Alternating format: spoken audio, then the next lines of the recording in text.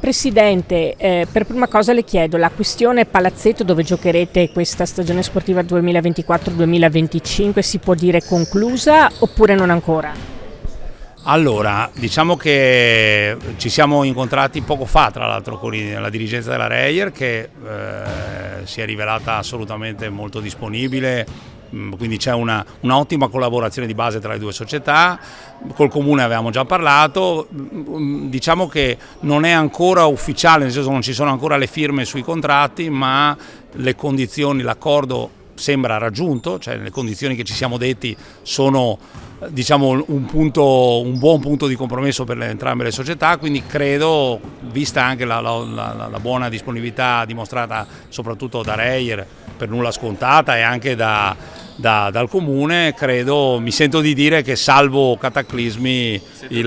l'accordo dal punto è... di vista economico. Allora sì, anche se ovviamente è un palazzetto che ha di suo, proprio per come è configurato, per il tipo di personale che richiede, per le quantità di persone che richiede, ha dei costi diversi da quelli richiesti dal minimo del nostro campionato, però questo non ci si può fare nulla, e dall'altro lato è però un palazzetto a cui siamo fortemente legati, che amiamo, e quindi lo sforzo, il piccolo sforzo ci sta. Un grande sforzo l'ha fatto anche la Reyer nel venirci incontro, quindi ha capito la problematica, ha fatto uno sforzo, ripeto, per nulla scontato, quindi uno sforzo apprezzato.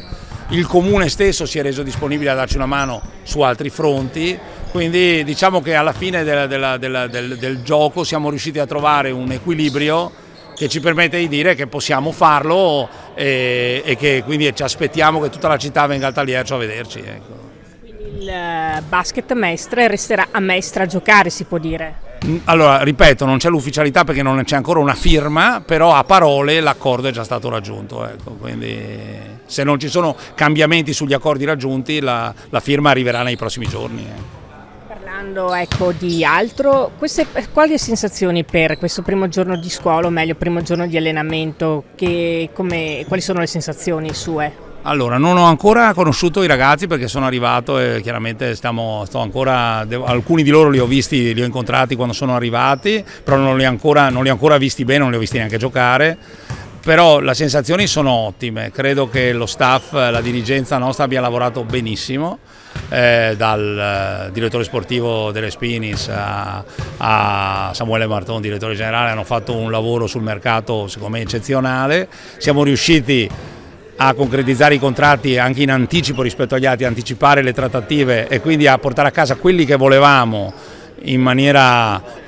molto rapida, e quindi diciamo evitando concorrenze e aste che avrebbero creato sicuramente problemi nella costruzione del roster. Quindi abbiamo fatto il roster esattamente quello che volevamo, quindi più di così, voglio dire, noi siamo stracontenti. Ovviamente poi non siamo gli unici, il campionato è un campionato difficile, ci sono altre 5-6 squadre molto strutturate, ce la giocheremo, poi il campo dirà la sua, ecco, non è che miracoli non se ne possono fare. Il sogno a due comunque c'è ed è molto forte, ci par di capire. Allora, il sogno Serie A è quello che ci ha sempre spinto dal giorno 1 in cui abbiamo cominciato questo progetto, per cui l'idea è di tornare a calcare i palcoscenici di Serie A. Non è facile, richiede anche molta struttura societaria, richiede equilibrio, richiede tempi, richiede pazienza, che tante volte anch'io come tifoso a volte non vorrei avere, ma devo averla come gestore, come amministratore, quindi va fatto un passo alla volta senza esagerare, senza fare il passo più lungo della gamba perché poi lo paghi, però diciamo che siamo sulla strada giusta perché cominciamo a essere più visibili, vedo che anche il nome del Basket Mestre è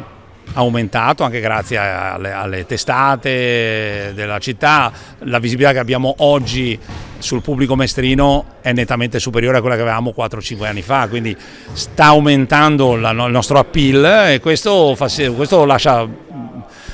diciamo ben prevedere positivo per i prossimi anni, ecco, per le prossime stagioni, ecco. L'idea è arrivare comunque sicuramente in Serie A non sappiamo se quest'anno saremo in grado, noi ci proveremo come ci proviamo tutti gli anni, poi vedremo. Prima abbiamo sentito Sebastianelli, ha un po' parlato, insomma è uno di quelli che è da più tempo qui e ci ha detto proprio che ha visto una crescita del basket Mestre e quest'anno appunto ha parlato proprio di un miglioramento anche a livello di strutture, in generale di aiuti forse verso i giocatori, quindi questo si può chiamare quasi un anno, no anno zero, però anno uno, cioè un grande punto di partenza. Ma guarda, sono anni che noi stiamo facendo un passo alla volta. Chiaramente tutti i passi di rafforzamento della struttura sono passi costosi, hanno un costo, perché non bisogna dimenticare che dietro alla squadra, che già di per sé aumenta di valore, nel senso di anno in anno per la competitività, c'è anche una rosa attorno, uno staff attorno che aumenta di costo di anno in anno, quindi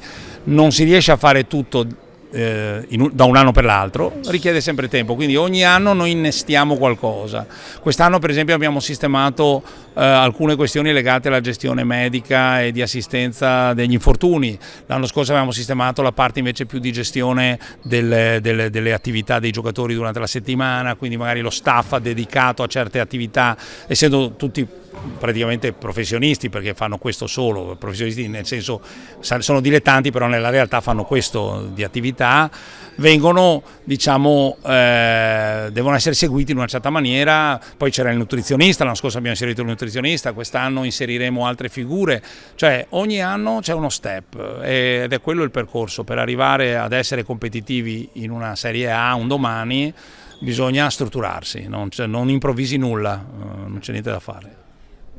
Ultima cosa, ma non ultima, lei parlava prima di pubblico, di appeal, pare che le nuove divise che strizzano l'occhio al vintage piacciono? La sensazione è sì, a noi piacciono moltissimo, ma sembra che anche chi le ha viste si è innamorato, quindi noi non vediamo l'ora, le abbiamo fatte apposta, le ha studiate, l'architetto Caprioglio ha fatto uno studio molto accurato dei dettagli, come sua abitudine, e quest'anno credo che sia stata partorita una maglia molto molto interessante, molto bella. Speriamo che questo aiuti anche a portare a calamitare persone al Talieccio, perché l'anno scorso siamo andati crescendo, però i numeri non sono ancora quelli che vorremmo noi vorremmo i 2005 della prima partita playoff dell'anno prima, quelli sono i numeri che noi ci auspichiamo, non i 1000, gli 800, i 700, e speriamo che quest'anno Mestre risponda, anche perché abbiamo cercato di agevolare tutto, faremo delle tariffe agevolate anche per i gruppi più numerosi di famiglie, cioè cercheremo di aiutare tutti a poter venire al Talieccio, perché vogliamo che il Talieccio si riempia, veramente lo vogliamo pieno, ecco.